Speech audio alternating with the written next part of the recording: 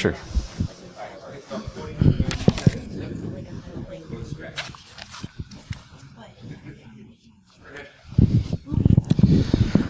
So I'm Jonathan Capra. I'm the communications director for Restore the Fourth. I'm also the host of the Privacy Patriots podcast, as well as a former occupier. And I'm joined today by Rashida Richardson, who's legislative counsel for the New York Civil Liberties Union. I'm going to give my best Hackers of the World Unite speech and then turn it over to Rashida to hear about the important work they're doing in legislation and how all that works. And lastly, we'll do a bit of a Q&A session. So a bit about Restore the Fourth. You may remember it as a minor movement that cropped up on Reddit in the wake of the Edward Snowden revelations in 2013, culminating in a series of marches against mass surveillance. We've since reformed as a 501c4 nonprofit. This means that we can do things like lobby and endorse political candidates. So the Fourth obviously refers to the Fourth Amendment of the Constitution, which protects against unreasonable searches and seizures. We feel the language of the Founding Fathers reflected the age they lived in, but that it inherently extends to our current reality where our papers are on our hard drive, our smartphone, or in the cloud. Restore the Fourth's mission is to get law enforcement to rely on individual warrants based on probable cause and penalize them when they don't. We want specific targets, not dragnets. Additionally, we look to promote legislation with a few objectives. Limiting the third-party doctrine, Rashida can probably expand on that later, but in short, it allows for less privacy when a third party is handling or storing your information. Improving government transparency, and fortifying end runs around the Fourth Amendment. So my objectives today are to recognize today's audience as a cohesive community, a movement, if you will, and hopefully get all of you to begin regarding yourselves that way. We want to get you to realize the growing influence that you have and encourage you to get active and involved in public policy. So who's in this community? Once upon a time, we could simply call it the hacker community. But nowadays, it's more than just that. We have the coders, both communal and commercial, the information security specialists, the white hat hackers, which is going to be the majority at this conference, fanboys, for lack of a better word, very passionate users for whom the software made by this community is a way of life. And we're starting to see journalists and traditional activists come into the fold. I observed this at last year's HOPE conference, for instance, where alongside traditional hacking, you were just as likely to find panels on protecting sources and FOIA requests. So I'm trying to bring a bit of that to AnyCon today. Lastly, librarians, the original protectors of information. So what influence do we have? I'd say we're on the cusp of being the major force directing the course of society. First, the technologies we've developed have already resulted in a huge culture shift. All we have to think about is the effect of the internet, email, and social media have had on society. But we're starting to see our direct influence on governments. If we look at Anonymous or WikiLeaks or even just notable software projects such as Tor and Signal, we're starting to see our direct influence on government. And this is with very tangible results. We're affecting elections, we're providing transparency, and even directly protecting people's rights with the solutions we provide. You may know the old adage, who watches the watchers. Traditional journalists have typically had that role, but I contend that because of the new economy and a rise in partisanship, that's diminished quite a bit. But I think we're filling that void and becoming the fifth branch of government with a new form of vigilantism. For better or worse, the result is often unvetted, unedited, and open to manipulation. But I believe that our attempts at transparency are doing more good than harm, and I feel we'll continue to evolve and refine this new role and responsibility. So the reason we know we're gaining influence is that governments are starting to take notice. We see evidence of that from the politicians who are responding with knee-jerk legislation. Let's take a look at some of the notable pieces of legislation we've provoked. The federal anti-encryption bill. Luckily, this never got farther than being just draft legislation. But in the wake of the San Bernardino shooting, Senators Dianne Feinstein and Richard Burr wanted to require American software developers to insert backdoors into consumer technology that used end-to-end encryption. It's notable for its ignorant assumption that you can somehow make encryption crackable only for the good guys, but also because it was proposed jointly by a Republican and a Democrat. And interestingly, we've seen that often privacy issues are not a partisan issue. But when Dad says no, let's go ask Mom. Assemblyman Matthew Titone attempted the same thing on the state level here in New York. The proposed bill said any smartphone that is manufactured on or after January 1st, 2016 and sold in or leased in New York shall be capable of being decrypted and unlocked by its manufacturer or its operating system provider. We saw similar bills crop up in California and in Louisiana as well, leading to some suspicion that the National District Attorneys Association may have been behind this. Another bill of note back in D.C. was the burner phone bill put forth in the wake of the Paris attacks. More knee-jerk fear over what bad people might do with technology. It would require identification to be presented before you could purchase even a prepaid SIM card for a mobile phone. At the time I wrote this, the Textilizer bill was poised to go to committee here at the Capitol. It would require every driver in New York State to turn over their smartphone for forensic analysis after a car crash using this new device. A group called Parents Against Distracted Driving is the face of this, but if we look behind the curtain, we find the real driver of this bill, Celebrite, a name most of you may know as the ones who cracked the San Bernardino iPhone. This is just one example of what I call a whole parallel, bizarro sector of the tech industry that's seeking new and inventive ways for government to encroach on our rights. So furthermore, another instance where we see government responding to our influence are demands from law enforcement agencies. FBI Director James Comey came just short of demanding backdoors be added to the encryption software, coining the phrase "going dark" when speaking before Congress. There was, of course, the FBI court order against Apple to unlock the San Bernardino shooter's phone. We know this really meant writing flawed firmware, effectively malware, for their own product, so of course they balked. For better or worse, the Israeli firm Celebrite ultimately offered to hack into it, closing the dispute. Lastly, Cyrus Vance Jr., the district attorney in Manhattan, followed suit when he complained he had 423 locked iPhones related to open investigations. He also called for limits on end-to-end encryption. Another reaction to our influence comes in the form of internet censorship. This has cropped up in different forms in different parts of the world. A popular approach here in the U.S. was site blocking via authoritative DNS.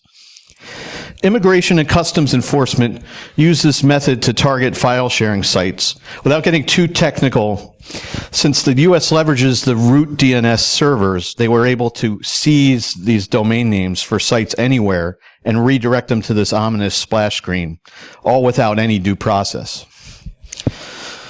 So then we've seen instances of complete disconnection from the internet at the TCP/IP level, or blocking sites via recursive DNS, i.e. lookup servers. Fortunately, we only really see this in nations that typically have a single upstream internet connection or a single ISP for the whole country. We saw this in Cameroon, Ethiopia, and Turkey. Some of you may remember this graffiti when Turkey tried to block Twitter, instructing people to switch their devices to use Google's lookup servers to get around the ban. Meanwhile, when Egypt tried to block the Signal chatting app, Open Whisper Systems patched their client to redirect Egyptian users through a proxy server. To a lesser extent, we're also seeing governments actually changing their behavior, becoming more transparent. In the wake of the Clinton email scandal, I think politicians are more aware of what channels are actually secure for discussing classified info and what's not. And in the Trump era, we're now seeing officials and staff members finding the value of using encrypted apps like Signal. Lastly, another effect we're starting to have on our government is poaching. We're beginning to see some trend of brain power fleeing Washington, D.C. for Silicon Valley, because the tech sector is really what's directing change in society these days, in contrast with the slow process of traditional government institutions. So what's been holding our community and our movement back? For one, we haven't been around as long, but we have an opportunity to learn from past movements. We have a lot of philosophical issues within ourselves, open source versus commercial, platform wars, even tabs versus spaces. I also think we tend to, as a community, we generally tend to gravitate towards discrete concepts like math and logic. Politics is a lot of the abstract and, frankly, a lot of BS, so we tend to avoid that. Eliteness. Why worry about laws if you can just write software or protocol to get around it? Fair enough. But we have a larger obligation to society, and we should work to make sure that our values are the norm and not the exception. Read the manual. As our community gets more diverse, we need to be more accepting of people of varying technical ability, as well as design applications with the average person in mind. Think PGP versus Open Whisper Systems Signal. Another obstacle is that the chain is not linked. And what do I mean by that? But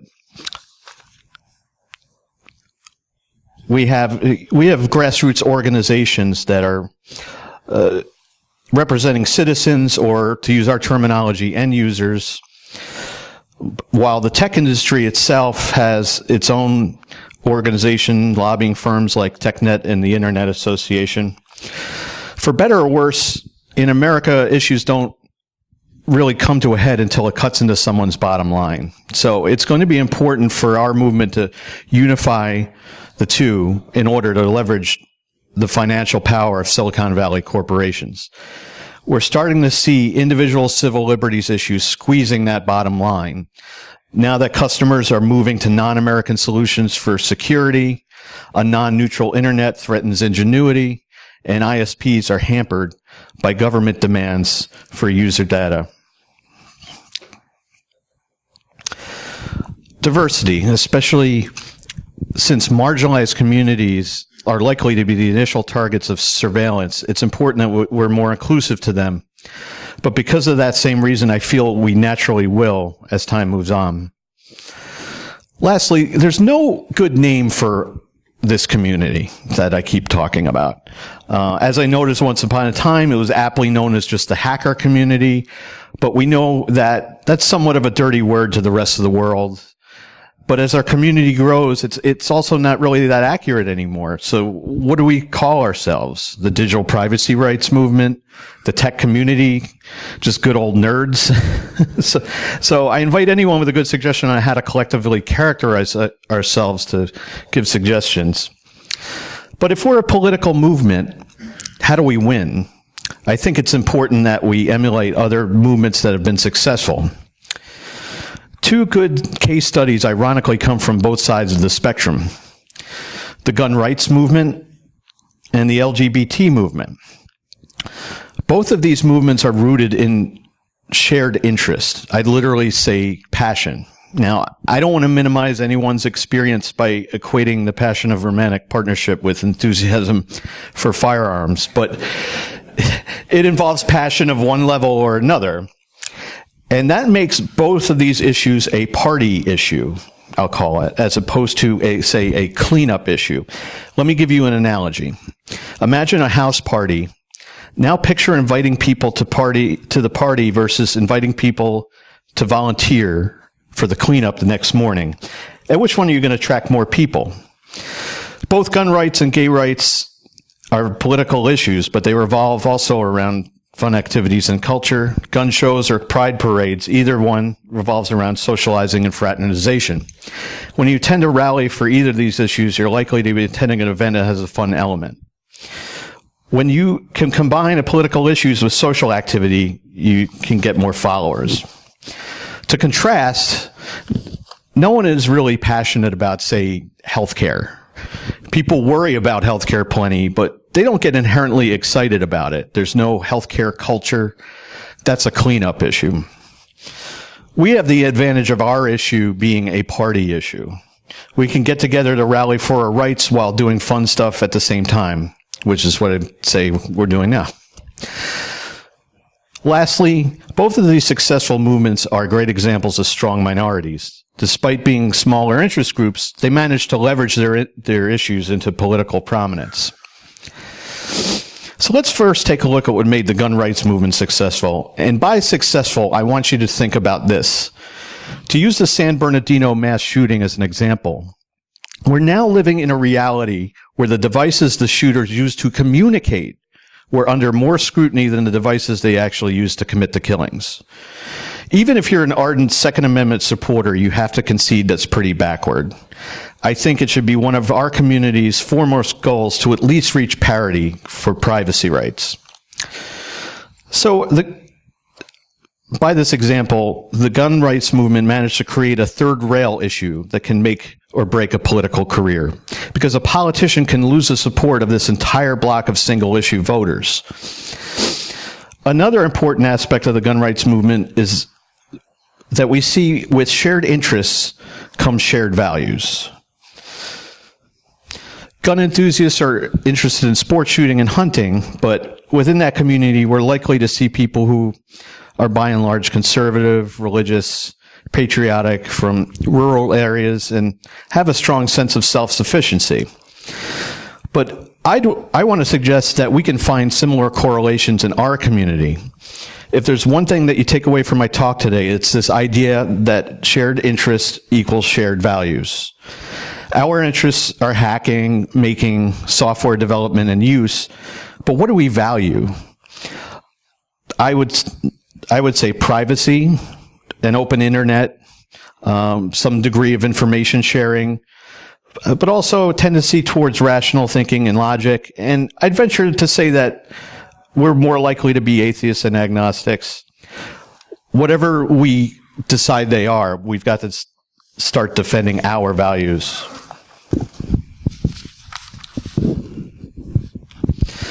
An organization like the NRA has done a good job representing both the interests of the industry and their end users. They've managed to become one of the strongest lobbying forces as a result. One other important attribute of the gun rights movement is a shared narrative. They have a solid shared story, a gospel, if you will, that resonates with their followers. So I urge you to ask, what's our story? On the other side of things, if we look at the LGBT movement, we also see a movement where shared interests are tied to shared values. It's an issue of passion, and it's a party issue rather than a cleanup issue. But the most valuable thing I took away from studying the LGBT movement, particularly when we look at groups like ACT UP in the 80s, is what they called an inside-outside strategy. By this, we're referring to acting inside or outside of the establishment. So ACT UP engaged in grassroots protest and street theater. These were all part of their outside strategy. But at the same time, during the height of the AIDS crisis, they also managed to get people on boards at the FDA, for instance, hence an inside strategy. They were also able to spread their message concentrically. They were slowly able to gain acceptance and support, first from their own family and friends. There were many years where folks coming out had their loved ones turn their backs on them. But eventually they turned the tide and were able to gather those around them as allies. From there, they eventually built critical mass to change public opinion and put pressure on politicians.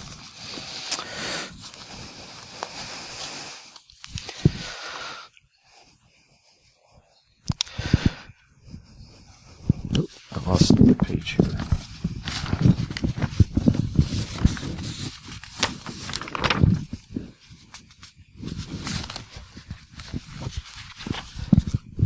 So I want to talk a bit more about inside-outside strategy. One thing I learned from being part of the Occupy movement was, I think this is one of their mistakes. They wanted nothing to do with the establishment, so they were only working on the outside, we'll say.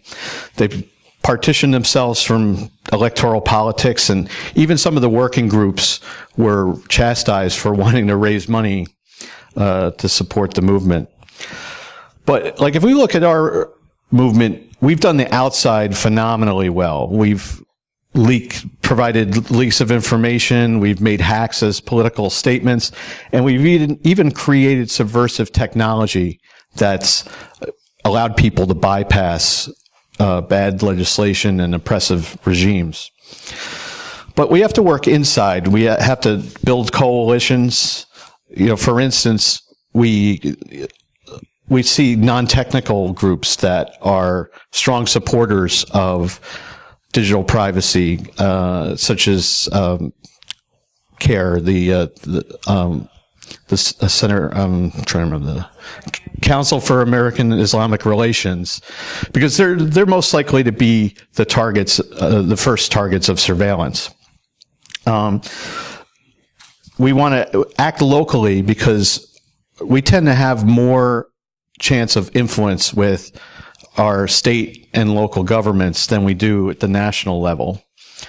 There's going to be, you're going to want to engage in tried and true democratic endeavors such as voting, joining committees, and running for office. But then there's the L word, or lobbying. A lot of us tend to think of that as just something that corporations can do, but at its base level, it just means to influence a politician on a certain issue. And we have the luxury here, being in Albany, that we have access to the Capitol, and it may surprise some people that they are actually a lot more available than you think. You can actually walk the halls of the Capitol, and it's actually not that hard to get meetings with reps. So let's see here.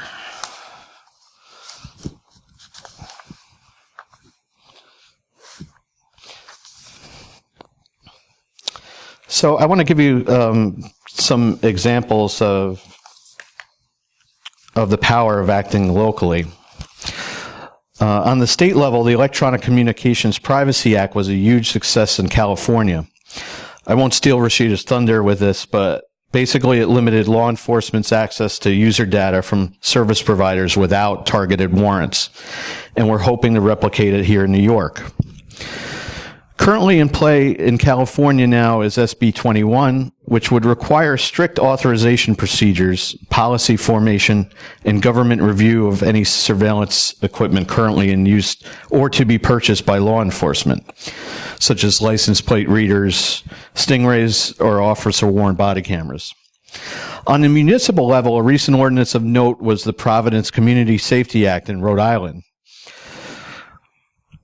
While it's a broader police reform bill, it included key privacy and surveillance provisions, such as police camera policies, protection for citizen video recording of police, and bans on targeting individuals or activist groups for surveillance without reasonable suspicion or criminal activity or a warrant. But the holy grail, in my mind, of local action is the Santa Clara Domain Awareness Center privacy policy. Department of Homeland Security sought to construct one of these fusion centers for law enforcement intelligence that was going to deploy about every surveillance toy out there, from facial recognition to stingray cell phone interceptors to license plate readers, and tie them all together in a central monitoring facility. The residents of Oakland were able to come together and get their city council to effectively block this DHS operation in their city. But none of these would have come together without the combined support of various stakeholder groups.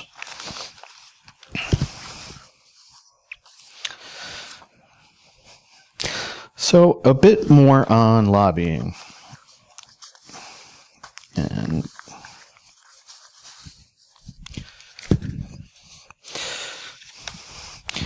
So, like I said, when we typically think about lobbying, we're talking about commercial special interest groups who hire people to conduct these meetings and interactions. But at its base level, as I said, it's something that anyone can do, at least at the state level. Lobbying simply means to seek and influence a politician or public official on an issue. With our proximity to Capra, like I said, we have that luxury of physical access. But there are already industry representation organizations that are doing this kind of typical lobbying. TechNet and the Internet Association are two of these kinds of firms, and they've been lending their support to privacy and open internet issues in recent times. And with that, I'm going to attempt to show you a brief video about the Internet Association before I turn things over to my colleague, Rashida. Let's see.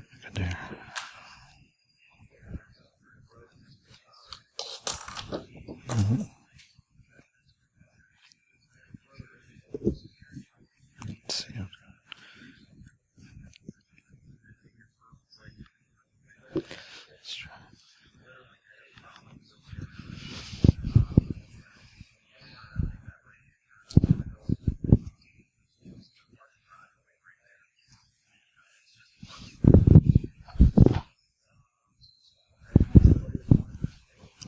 In order to protect a free and innovative internet, some of the most recognized internet companies in the world have joined forces to create the Internet Association. By channeling the strengths of our members... Sorry, guys. Let's see.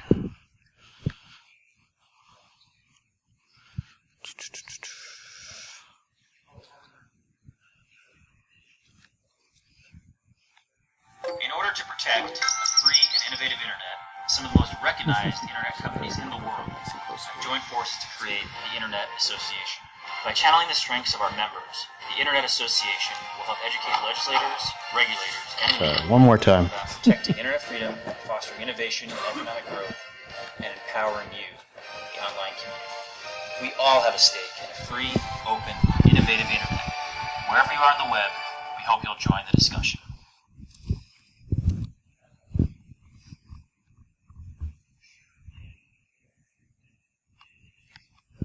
In order to protect free and innovative internet, some of the most recognized internet companies in the world have joined forces to create the Internet Association. By channeling the strengths of our members, the Internet Association will help educate legislators, regulators, and the media about protecting internet freedom, fostering innovation and economic growth, and empowering you, the online community. We all have a stake in a free, open, innovative internet. Wherever you are on the web, we hope you'll join the discussion. Thanks so much, and we'll turn it over to Rashida. How should I go back to the slide?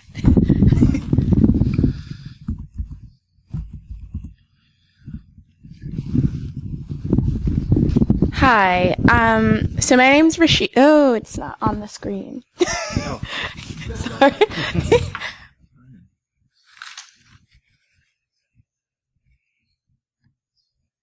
Okay. Okay.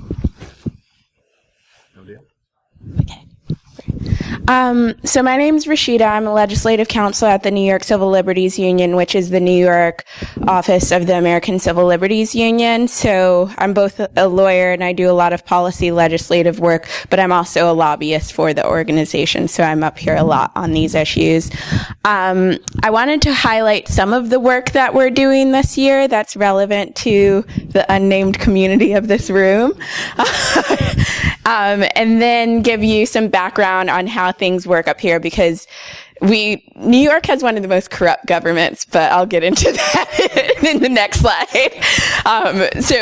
To stress why it's helpful to act. So the New York Electronic Communications Privacy Act is similar to what Jonathan just mentioned, passed in California and also Connecticut last year, and it would require law enforcement to get a warrant before accessing your digital data. So it's kind of twofold, and it's making our state law consistent where current Supreme Court jurisprudence is. So currently, if you were to walk out this building and get stopped and the cops took your phone, they would have to get a warrant to physically access your phone. But if they wanted to not have to do that, they could go to the provider and ask for the same information without a warrant. Most often, they're using lower court orders or subpoenas, which have a much lower legal threshold for them to meet. So for a warrant, you need probable cause to show that the evidence that you're looking for may connect that person to the crime. Whereas for a subpoena, you can just say, I'm investigating something, and that's it, and get access to your information.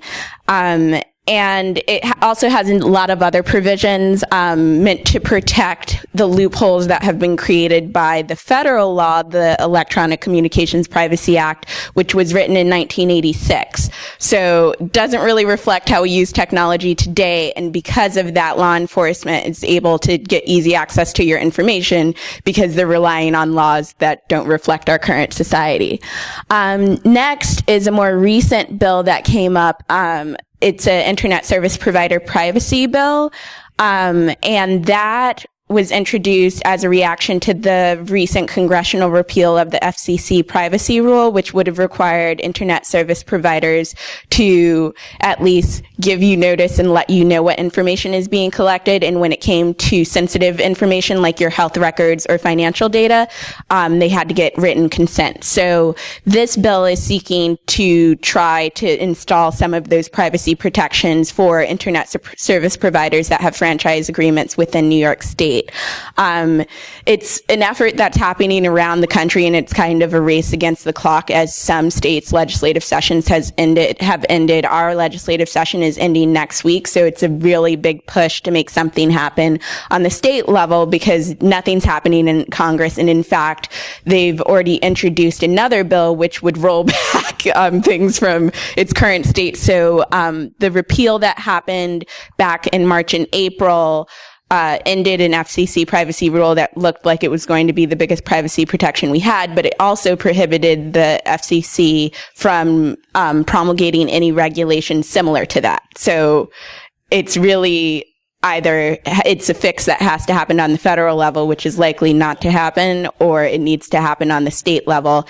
And then the other piece about the federal legislation that was recently introduced is that it's meant to undo some of these state efforts. So this is kind of a precarious situation that we're working to get done.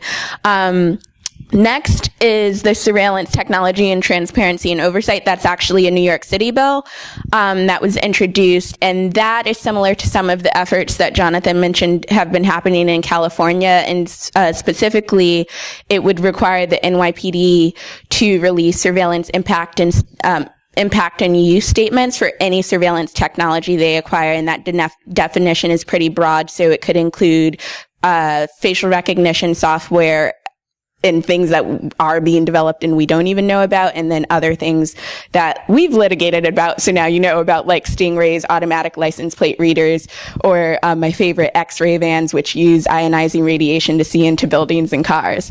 So that bill would require them to release these reports and would give the public a chance to comment and the city council a chance to review.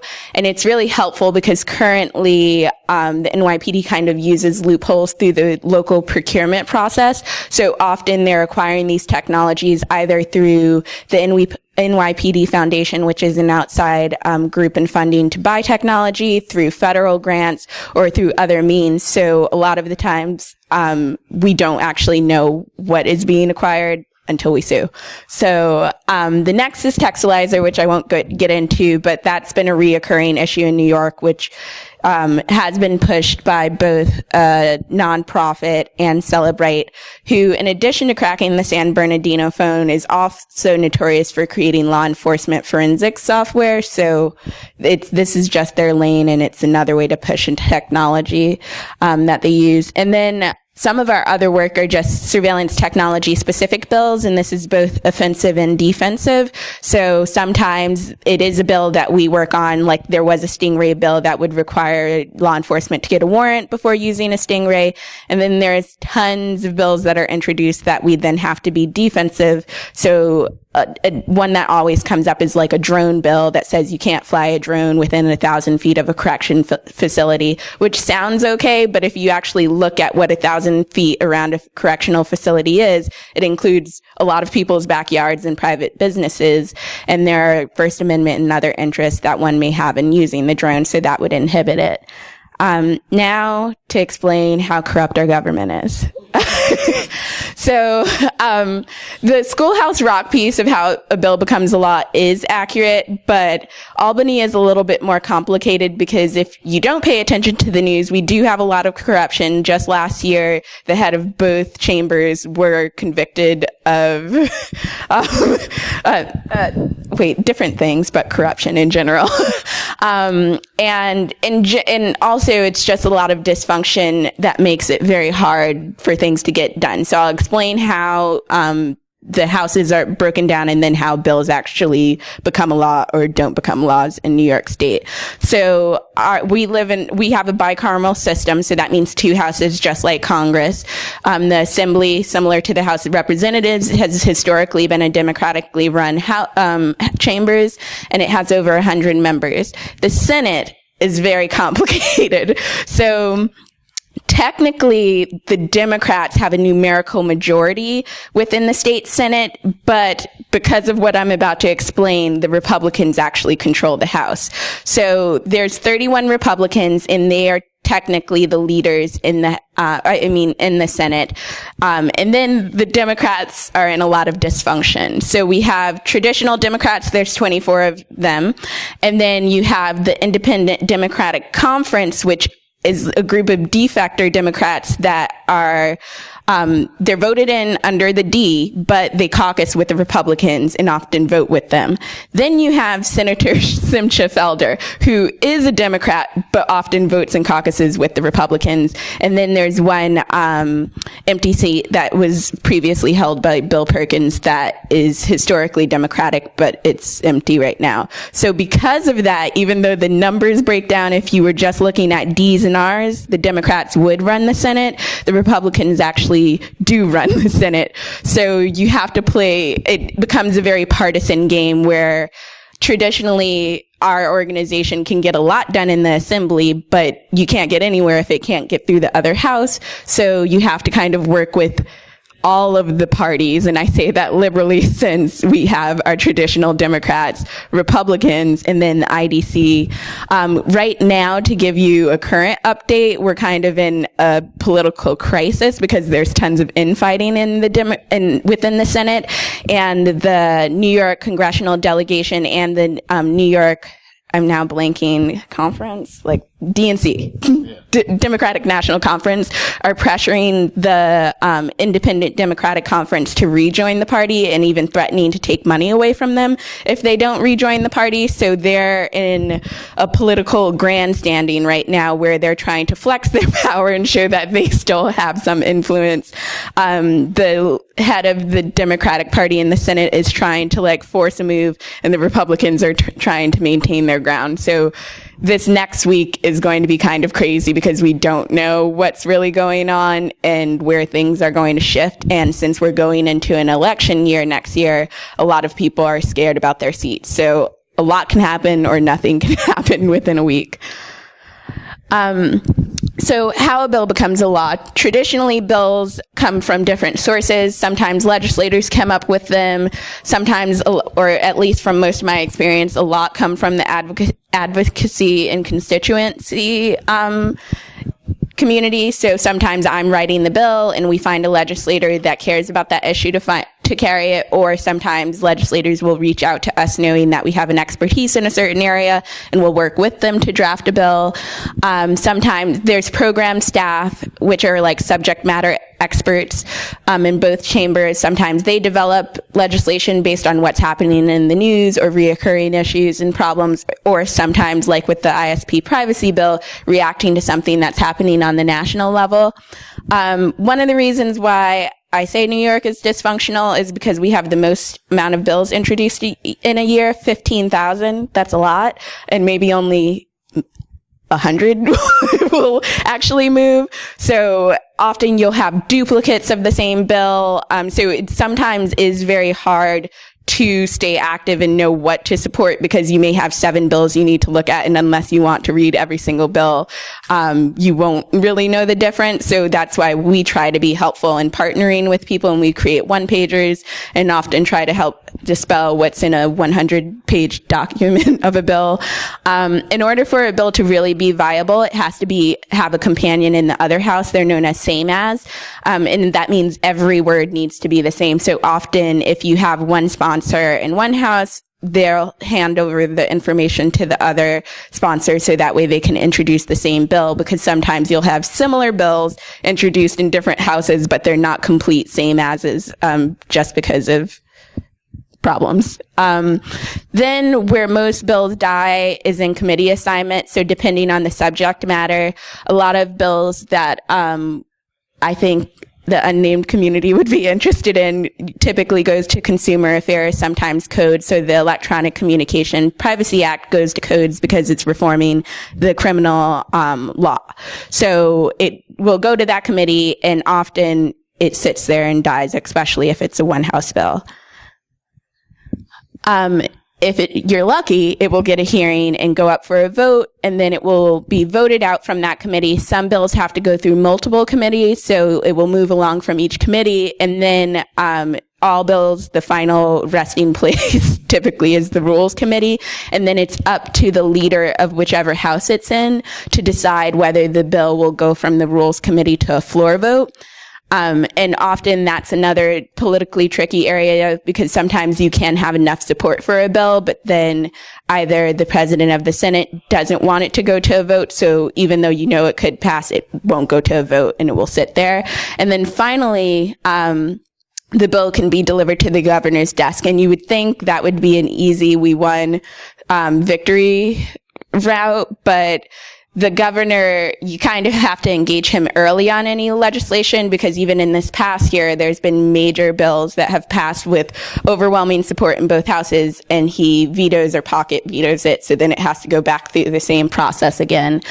So there is also a certain amount of lobbying that has to happen with the governor beforehand, because it's not always a sealed deal by having it go to his desk. And we're done. All right. Well, with that, I'd like to thank you for joining us, and thank Rashida for coming and explaining all that.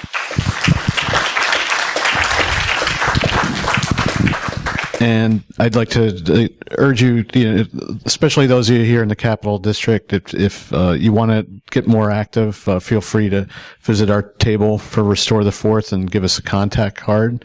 And it probably doesn't hurt to recommend that you contact your state reps and tell them to support the ECPA, because we want to get that pushed through. And with that, with a few minutes that we have, and I'll get to questions, but I also just want to give a shout out to the Electronic Frontier Foundation, who couldn't be here today, but they just want to note their grassroots wing, the Electronic Frontier Alliance, which you can find out more about at that website. And with that, anybody have any questions? Yes. Rashida, you mentioned a law enforcement tool that uses X-rays to surveil. So that's actually a health risk. Mm-hmm. Could you expand and give a little more detail about that? Yeah, so X-ray vans, also known as Z backscatters, were a form of technology that it came from the war fields. It literally came from Afghanistan, where they used it to search for roadside bombs. And most often, I think they're coming through federal grants is how local law enforcement is getting it, but the NYPD has it, and they've used it on New York City streets. It does have ionizing radiation, which is a major public health risk, and to explain what it does, it can mutate DNA, it can increase radiation, and therefore increase your risk of cancer. And this specific type of technology used to be used in airports, but both the US TSA and the European Union has banned the use of this type of radiation because of the public health harms, and the manufacturer who creates the vans said that the vans expose bystanders to a 40% higher dose than the airport equipment did. And on top of that, the vans cost around, I think, they range from $750,000 to $850,000 each. So in addition to like the privacy and public health, civil rights and civil liberties concerns, one thing we push for that local legislation in New York City is it's also a fiscal concern, especially when you're looking at major cuts coming from the federal government, which can affect the state budget and local budget. If just 5 of these X-ray vans are purchased, then that's millions of dollars for exposing us to public health risk, looking inside our homes and cars, which is like creepy in itself.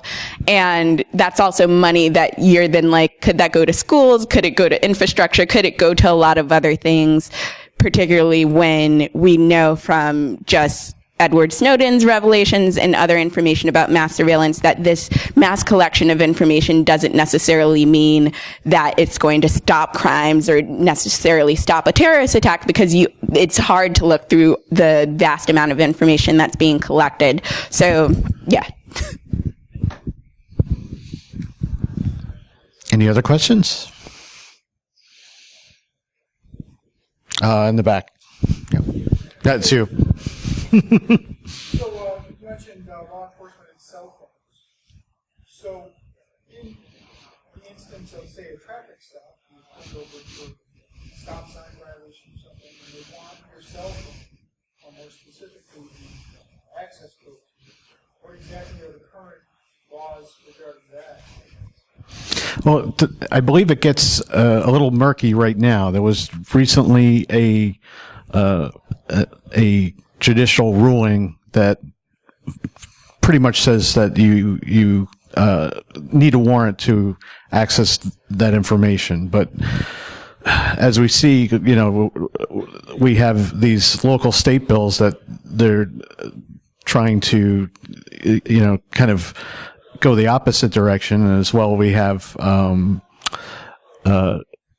instances at the border that have become notorious where the Border Patrol sees fit to grab someone's cell phone. So right now it's kind of Wild West.